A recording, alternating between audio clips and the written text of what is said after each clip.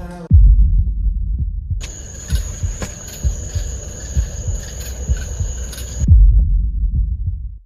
it still swinging? Here, hold on, let me zoom it. Dude, okay.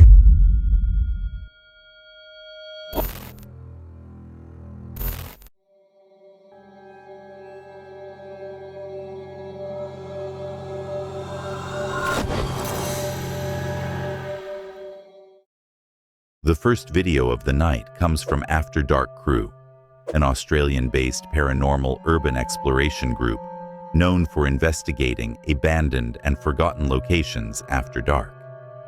Their videos blend historical context with raw, real-time reactions and group banter, favoring immersive first-person exploration over staged investigation.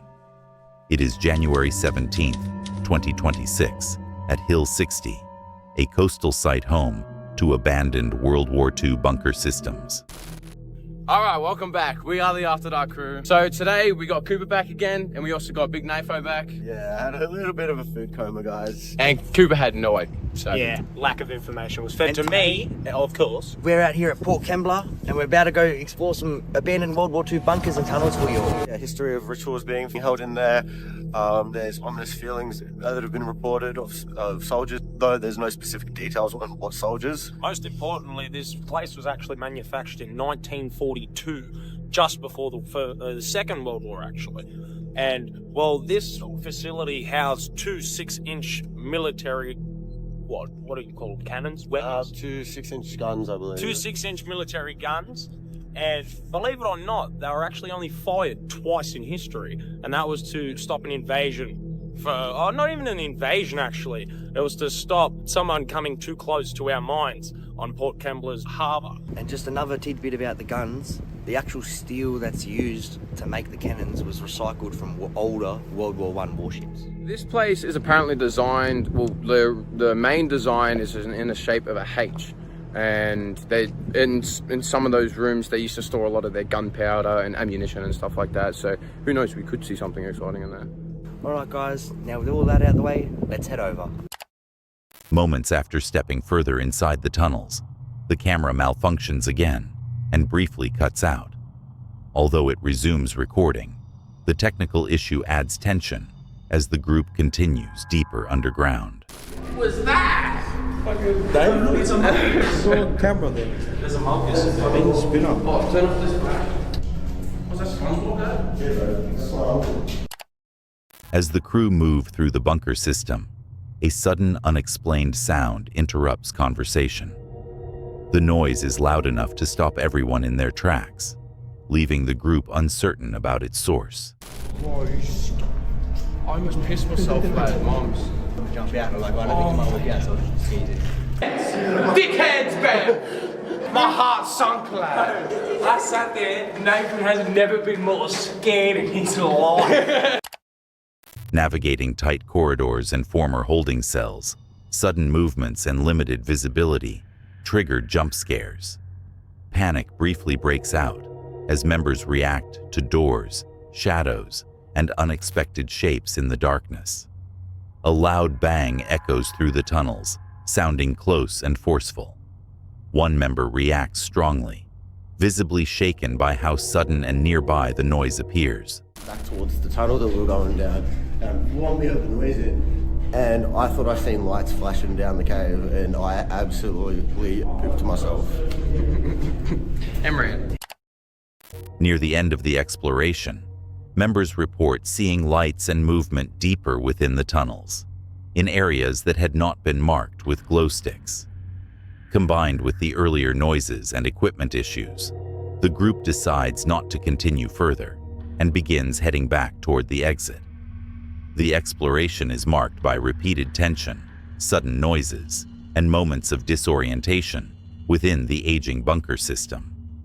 While humor helps ease the fear at times, the unexplained sounds, brief technical interference, and perceived movement in unlit sections leave a lasting impression.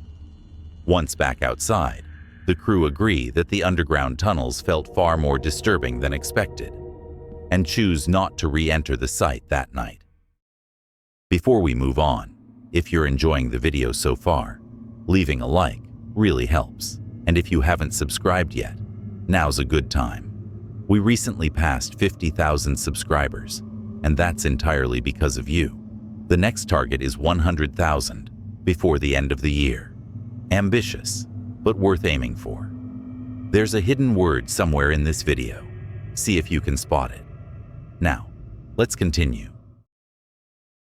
The next horrifying video of the night comes from Bearkern, a US-based urban exploration channel focused on abandoned houses, basements, tunnels, and forgotten properties.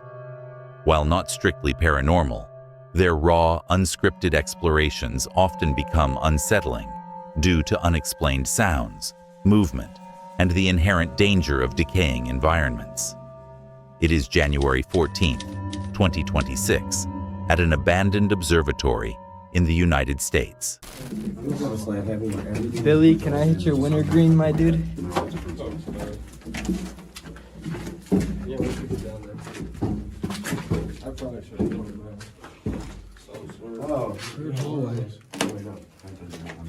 Yeah, this place is massive.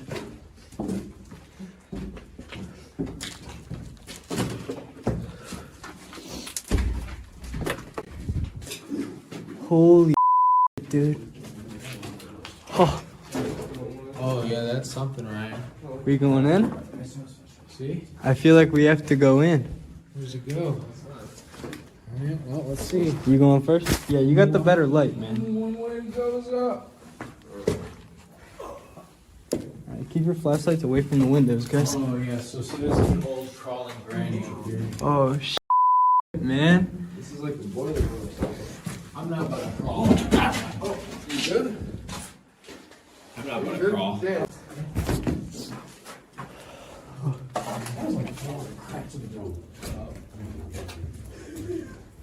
There's a lot of different entryway points.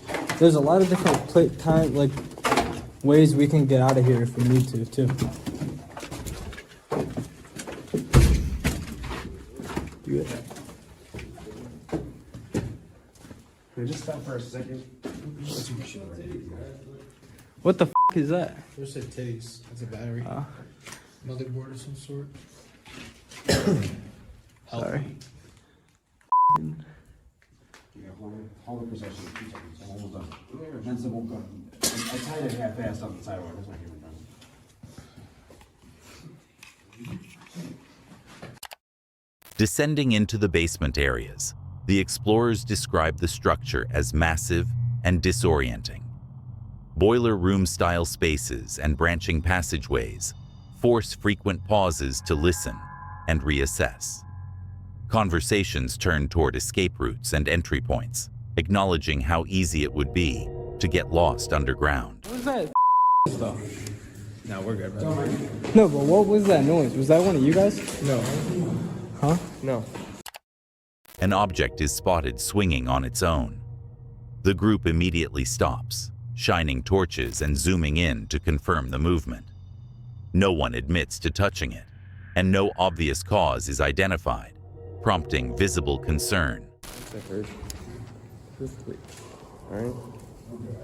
Like the loud bang? Yeah, what was it? That gong? This shit's dead. Demons and shit, they like to mock the Trinity. Alright? And we were just joking about demons and all that garbage, okay? We might have done something we really shouldn't have. Because like the paper was gone. It's just on my 2 seconds. Someone coming. Those Discussion turns to loud bangs heard nearby, described as heavy and deliberate rather than accidental. Attempts to rationalize the sounds fall short, leaving the group uneasy. The tone shifts noticeably. Conversation becomes serious, with references to negative energy replacing earlier jokes. Some members begin saying prayers as they carefully navigate icy stairs and unstable sections of the building. Movement slows as the group focuses on safety. Corners and doors are checked repeatedly, exit routes are confirmed, and attention shifts fully from exploration to getting out safely. What begins as a lighthearted exploration gradually turns tense. Unexplained movement, loud and unaccounted for noises, and the confusing basement layout erode the group's confidence, while ice and structural hazards amplify the risk. With no clear explanations and the atmosphere continuing to deteriorate, they decide not to push further and leave the abandoned observatory behind, unanswered questions lingering in the darkness.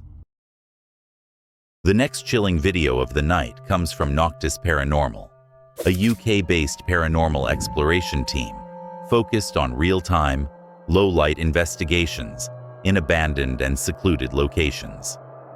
Their work emphasizes psychological impact, spirit communication, and immersive atmosphere rather than jump scares or heavy editing. It is January 16th, 2026, at an undisclosed location in the United Kingdom. I heard a male's voice in here, and then just then, as we were setting up our cameras onto the pods, the tripods, I heard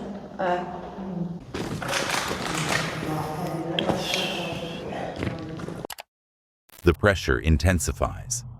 Becky becomes visibly emotional, her eyes watering as if affected by something unseen. The team stays close and alert, preparing to address whatever may be causing the reaction. I could just see something like this. Did you hear that? That could be. No, that was heavy. I know, I heard it.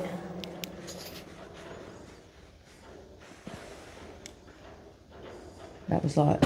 It's this. It's the hand. Like telling me to keep going. And then as I was backing off, I could hear in my head, "Why are you here? Why are you here?" While adjusting camera positions, a male voice is reportedly heard in the room. The team pauses, carefully scanning the space and confirming that no one else is present who could account for the sound.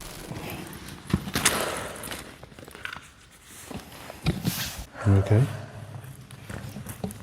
Let's carry on. Started overheating and felt faint for. Becky struggles with increasing pressure in her throat and chest. Her breathing becomes labored, and the team verbally instructs the presence to back off, documenting her physical and emotional state as the moment unfolds. Hearing that? It's gone. High pitch. Fucking. Oh shit! Yeah, I can see a light down there. I can see a light. There is something fucking moving down here now. Yeah, I can. Becky reports hearing repeated questions in her head, asking why the team is there. At the same time, heavy, unexplained noises are heard nearby. The combined effects create the sense that their movement through the building is being influenced rather than chosen freely. It's got a whiff of burning. It's got a whiff of burning.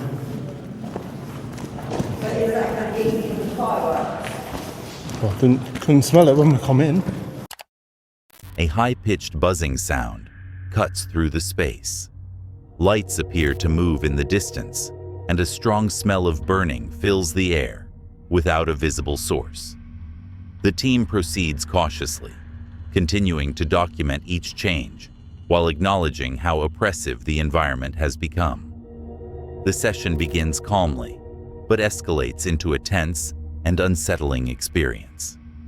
Becky's physical and emotional reactions underline the psychological weight of the location, whether driven by environmental factors or something less easily explained. While some moments may have natural causes, others remain unresolved. The team ends the night shaken but reflective, recognizing the intensity of the activity and reaffirming their commitment to continue exploring carefully in future investigations. The next shocking video of the night comes from Dave C. Paranormal, a UK-based channel featuring solo investigations in forests, memorial grounds, and cemeteries. It is February 1st, 2026, in Canic Chase, near the Caitin Memorial. Dave enters woodland behind the Caitin Memorial, an area of Canic Chase he has never explored before. Thick fog hangs low between the trees, muting sound and making the space feel heavy and enclosed. He begins calling out, directing questions toward reported activity in the area. including references to the black-eyed child. Almost immediately, he notes sudden chills and a strong sense of being watched as he moves carefully deeper into the forest. Heard something behind me.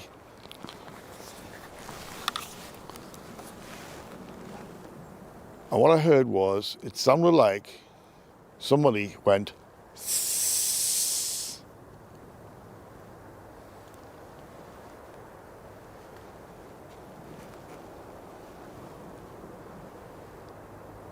Wow, that was... A noise from behind stops him abruptly. Dave turns, reacting to the sudden sound, but nothing is visible through the fog. Despite the lack of movement, the sensation of being watched intensifies, leaving him visibly unsettled. That is creepy as hell.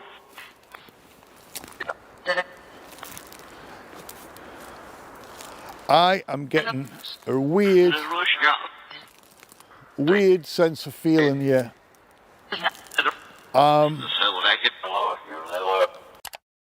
As he continues further into the woodland, the discomfort grows. Dave experiences repeated chills and a persistent feeling that something is nearby. The emotional pressure builds, shifting the walk from cautious exploration to genuine unease. I saw the K2 right up to the orange. Could you do that again, please? I missed the majority of that.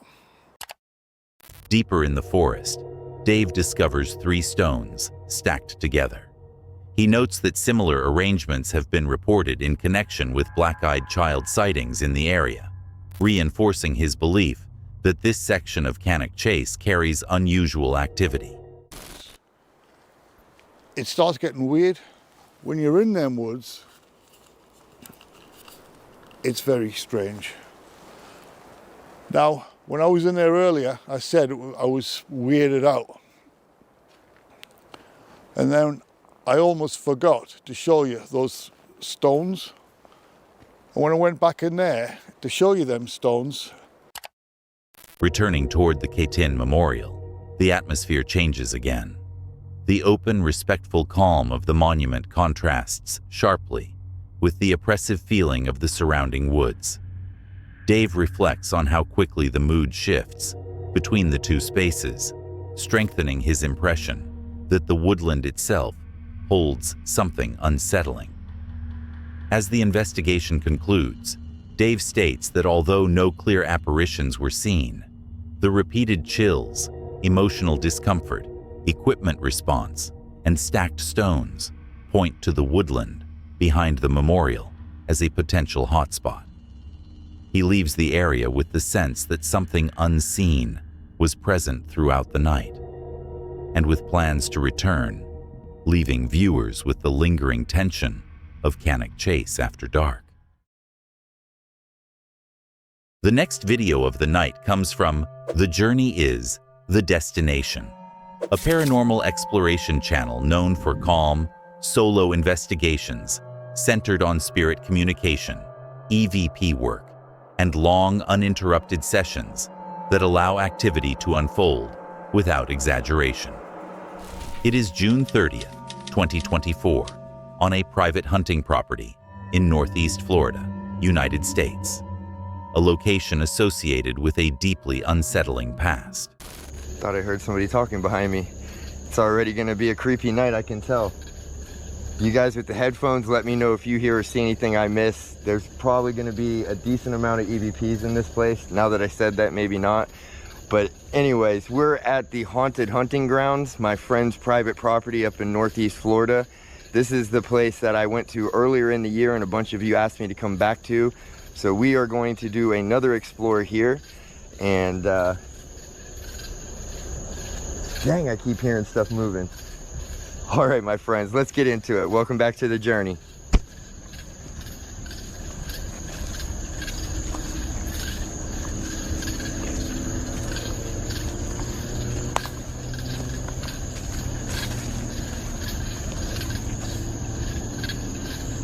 That is such a weird... Let's see if I can get this on camera. That is a weird footprint. It's like this way, and that way. That is super weird. I was looking to see if there's any footprints to make sure nobody walked back here before me. I don't see any fresh footprints, so that's a good sign. Now, for those of you who are new to the channel, this location, like I said, is a friend of mine's private property that they hunt on. It's a hunting lease that he owns, and they've had a lot of weird stuff here. They see shadows, all kinds of other unexplained things have happened up here. But basically, the history of this land. Moving deeper into a clearing, he notices unusual footprints that do not appear fresh, along with dumped items scattered around the site. Chairs, rubbish, and a doll. He explains the land was once home to a man named Winston, who was responsible for the deaths of his family after a house fire. Anomaly?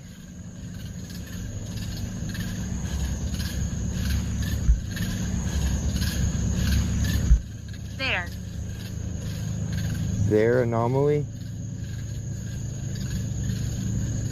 That was T-H-E-I-R.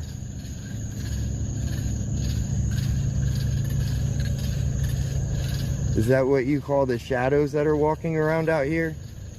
I saw one when I... During spirit communication, the Ovilus device repeatedly responds with the word shadow. At the same time, the explorer experiences a sudden and intense drop in temperature along one side of his body. Despite the warm, humid night, the cold sensation causes immediate goosebumps and feels sharply localized rather than environmental. You're misinterpreting me. I'm sorry. I don't mean to.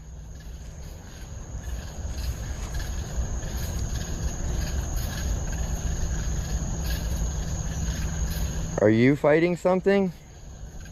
Is something trying to fight me? Oh, hello.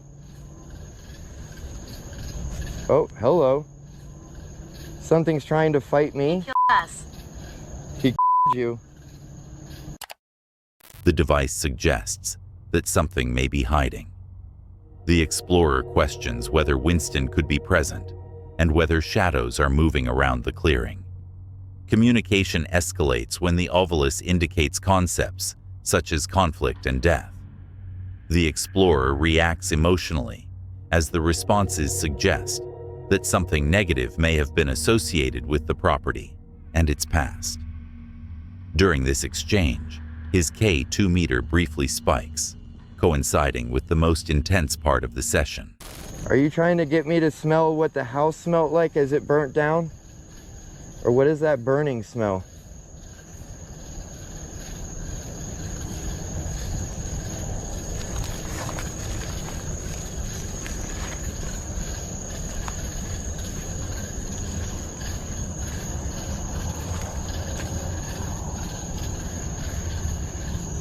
Well, the K2 meter is kind of useless tonight. I did get some, like that one reading. Fact. Is that a fact that you want me to smell what the burning house smelled like?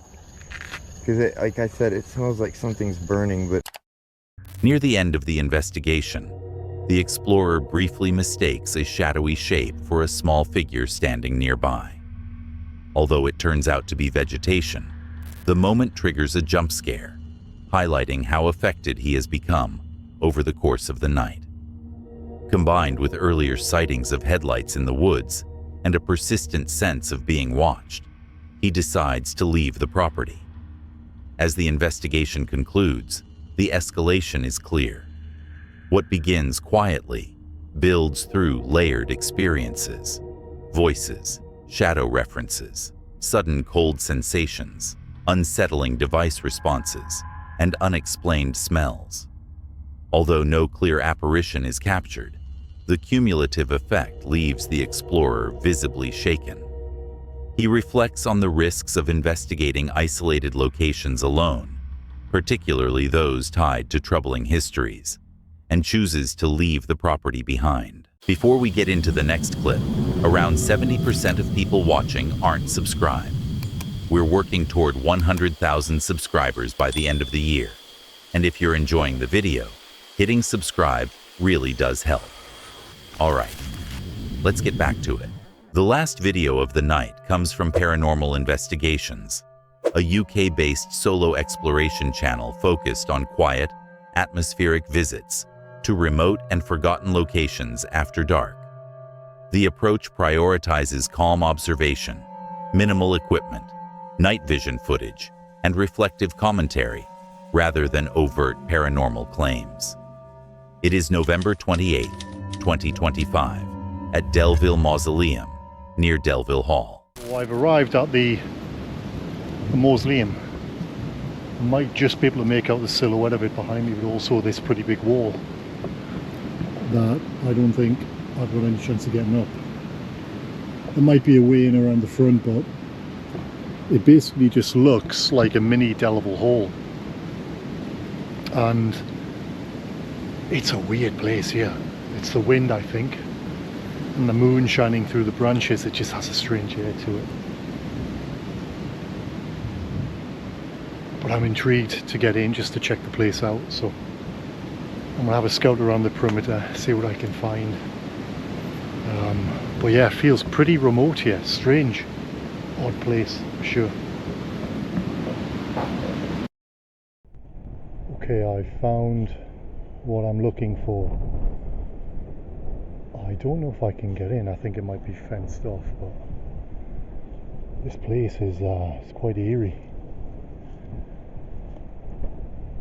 It looks like there's a wall.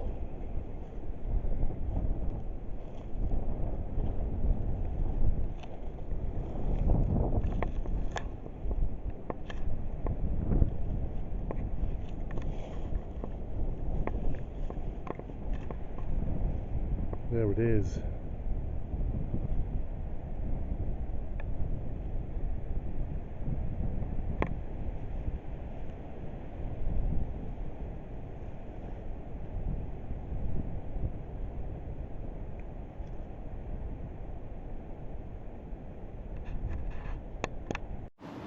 So I've come to the back of the mausoleum, and I don't think you'll be able to make out the silhouette of it at all, but the wind is non-existent here.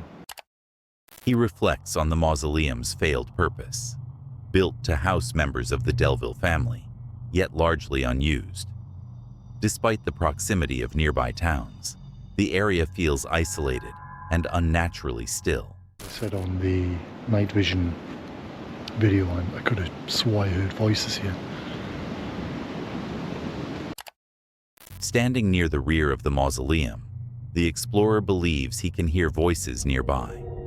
No one is visible, and the grounds appear empty, making the sounds immediately unsettling against the silence. A way through the perimeter is found, and the explorer enters the grounds of the mausoleum itself.